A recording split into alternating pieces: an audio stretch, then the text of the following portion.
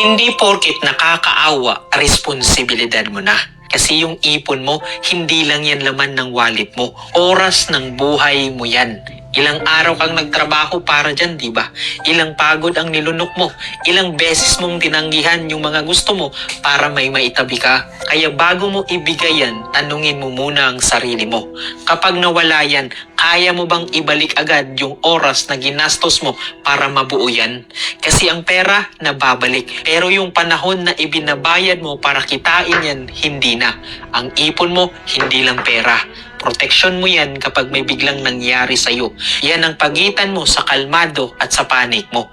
Yan ang dahilan kung bakit hindi ka kaagad mangungutang. Yan ang dahilan kung bakit may choice ka pa kapag may emergency ka.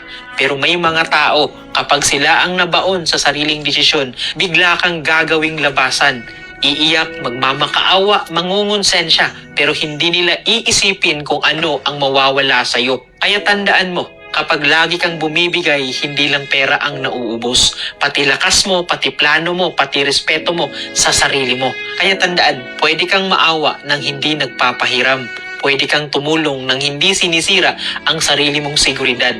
Kasi hindi lahat ng problemang kumakatok sa'yo, dapat mong papasukin sa buhay mo. Kasi ulitin ko, hindi porket nakakaawa, responsibilidad mo na sila.